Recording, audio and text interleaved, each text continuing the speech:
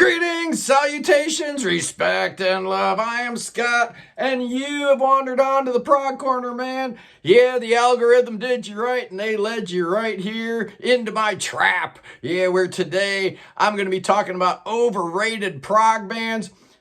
Is that even such a thing? Is that even possible? Is that not really an oxymoron? Overrated prog? I don't even think that's possible. So we need to take a step back. I'm doing this video as a response kind of to what, a couple other YouTubers have done recently. Andy Edwards did his overrated bands, and I think Barry Robinson over there at Classic Album Reviews planning on doing something similar. So I'm narrowing it down, and I'm just talking about prog bands that may or may not be overrated. Let's define overrated, though. First of all, to be overrated, right, you have to be rated. You have to have a certain percentage of the population that rates you very highly. So you can't have a second-tier band be overrated. They're not rated. There's no general consensus of their greatness.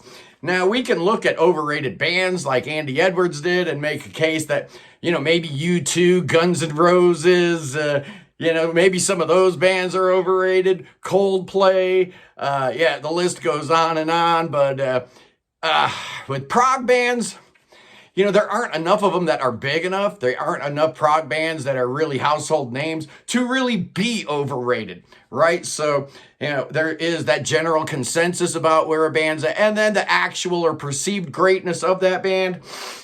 Obscure bands can't be overrated, man. They just can't be. So who am I not looking at today? First of all, I am not going to include Gentle Giant in here because they're kind of the definition of underrated, right? If I had to pick the most underrated prog band in the world, they're probably it. Renaissance, I just don't think they were big enough. Camel, Vandergraaf Generator, in the U.S., nobody ever heard of them, so, they can't be overrated. Styx, they're not pure prog, so we're not going to talk about them. Mike Oldfield, Rick Wakeman, Peter Gabriel, they're all prog, but, they're solo artists, so I'm not going to go there. Supertramp, C-Styx. Dream Theater, not going to talk about them. The Mars Volta, Coheed and Cambria. You could make a case, we could put them possibly in the overrated basket. Muse, again, not 100% prog, so maybe we won't talk about them. And finally, Radiohead.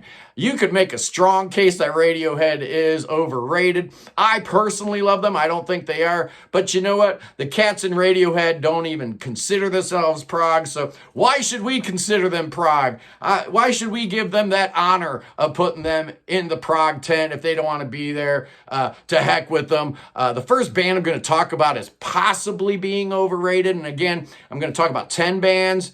And obviously, these are the bigger bands because you can't have an obscure band. An obscure band cannot be overrated. First of all, let's talk about Yes. Are they overrated? Well, if you put out albums like the Yes album, Fragile, Close to the Edge, Tales from Topographic Oceans, Relayer, and Going for the One, you are most certainly not overrated. That's just ridiculous. To even suggest that Yes is overrated kind of makes my skin crawl a little bit. Next up, let's talk about King Crimson. Are they overrated? Well, they do have some gravitas in the music world at large that a lot of prog bands do not have. I go to record shows and stuff like that, and I see little kids, teenagers and stuff buying King Crimson albums, so they definitely have that cachet amongst the hipsters. But are they overrated? Well, when you put out records like In the Court of the Crimson King and Lark's Tongues and Aspect and Starless and Bible Black and Red and Discipline, you are not overrated in any way, shape, or form. So they're not overrated. Next up, let's talk about Genesis. Are they overrated? Well, Genesis is a little tougher because, of course, they had two very distinct eras, the prog era and the pop era. You could make a case that Pop Genesis was overrated, but, they were a pop band. What do you want? Their singles sounded way better than a lot of the other stuff that was on the radio at the time. But we are primarily looking at the prog oeuvre from this band. And if you put out Nursery Crime, Foxtrot, Selling England by the Pound, The Lamb Lies Down on Broadway, Trick of the Tail, and Wind and Wuthering, in succession, you are definitely not overrated in any way, shape, or form, utilizing any definition of the word. Next up, let's talk about Rush. Can we consider Rush to be overrated? Well, a lot of people like Rush. They're a really popular band, one of the most famous bands in the world, and that's why we're so happy to include them in our prog fraternity, right? Because we don't have a whole lot of bands that everybody knows. So when people are like, what do you listen to? Prog? What is that? You know, there's a couple bands that we can actually circle and point out to people. Obviously, Rush and Genesis are two that come to mind right away. A third one we're going to talk about later. But Rush is certainly in that conversation. Are they overrated? Well, I don't think so, man. They put out 2112, Farewell to Kings, Hemispheres, Permanent Waves, and Moving Pictures, 5 perfect albums back to back. That's not overrated. That's awesome. Next up, Emerson, Lake, and Palmer. Are they overrated? Well, you know, at their peak in the 70s, they were a huge band. So perhaps in the 70s, you could have perhaps made a case that they were overrated because they were huge. But now, over the course of time, a lot of people don't even remember Emerson, Lake, and Palmer, so they're absolutely not overrated. I mean, who's overrating them, right? Nobody's sitting talking about Emerson, Lake, and Palmer at all, so they cannot be overrated. They are not overrated. And when your first 5 albums were the debut, Tarkus, Pictures at an Exhibition, Trilogy, and Brain Salad Surgery, you are most certainly not overrated. And when you've got 3 guys in the band who might be the 3 best at their instruments ever, definitely not overrated. A waste of talent and electricity indeed. I think not. Next up, Kansas. Kind of like Genesis, where people have a hard time, you know, wrapping their minds around the fact that Kansas is prog. Well, I'm here to tell you they most certainly are prog, but are they overrated? I don't think enough people really rate Kansas as, you know, the greatest thing since sliced bread, you know, so I don't think we could ever consider a band like Kansas overrated in any way, shape, or form. And when your first 6 albums were the debut, Song for America, Mask, Left Overture, Point of No Return, and Monolith, you were absolutely not overrated. I'll even throw Audio Visions in there, man. I've been listening to that album a lot lately, and it's awesome. Next up, a prog band that could possibly be overrated. Let's analyze it.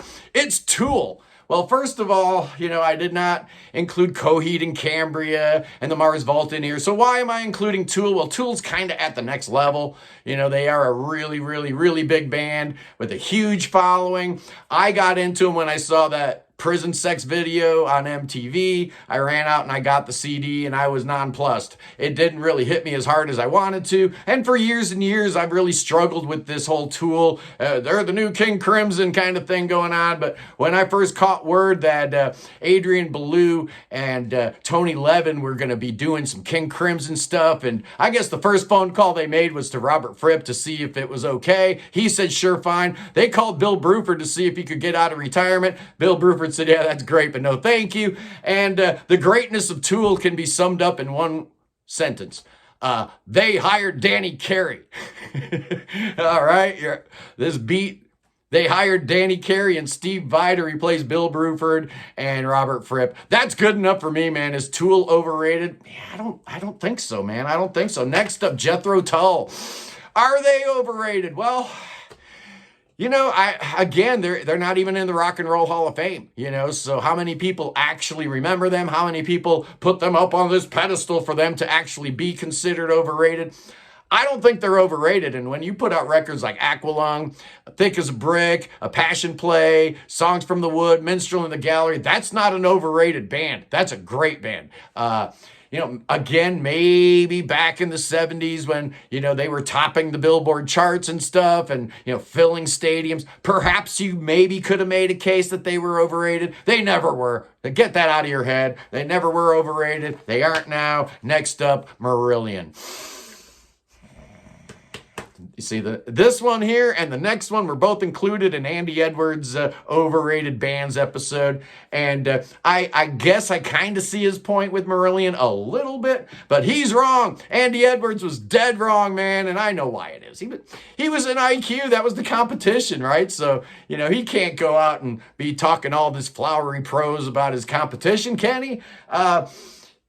I was not a huge fan of Marillion when they first came out. I slowly over time warmed up to them. You know, the first 4 Fish albums are just phenomenal. It was the H era that was a little hit and miss for me. But I'm telling you what, when you come up with albums like Brave and Marbles and Fear and the latest one, yeah, the H era Marillion stuff is fantastic. Are they overrated?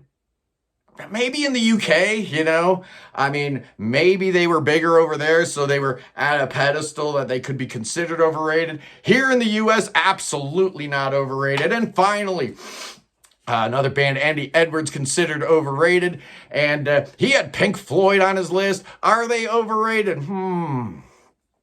You see, they are put up on a pedestal. This band, Rush, Genesis, there's a few that people really do put up on a pedestal. The bands that people actually know outside the prog sphere, and Pink Floyd is probably at the top of that list. A band every single person in this world knows, and a lot of people worship. So are they overrated? I could make a case that Dark Side of the Moon is overrated, but overall, I think when you add in Metal and Obscured by Clouds and Adam Heartmother and Animals and Wish You Were Here, definitely not overrated. Just an amazing band through and through. So in conclusion, there are no overrated prog bands. It's an oxymoron. It's impossible for a prog band to be overrated. I contend that there is no prog band that is overrated, and they all kind of sit where they need to be, right? And that's the beauty of our genre, is that it is small, and you know, we don't have to worry about that kind of stuff too much. But I felt compelled to do kind of an answer to Andy Edwards' overrated video, and maybe this video is overrated. I don't know, man. Anyway. Saturday, we're doing a Q&A, a live Q&A with Mirthrander, New Jersey's greatest prog band, going to be right here answering your questions. It's going to be awesome. And then on Sunday at 1, we're doing our Sunday prog stream. And this week, it's Desert Island Discs. If you were on a desert island and only had 5 albums you could take, which 5 would you take? It's going to be awesome. Anyway, peeps, I love you guys. Peace in the Ukraine. And God save the king. Save King Chucky. Save him. That boy needs your saving. He wants to swim to America. Let him swim to America. And then we're going to lay some hands on that boy. We're going to say some prayers, some spells and incantations. Then we're going to dance with snakes. Here we go. We're dancing with snakes, and then we're going to drink some poison, and that boy's going to be just fine. I'll see you guys Saturday. Mirthrander, 420, Record Store Day, 1 o'clock Eastern. Peace.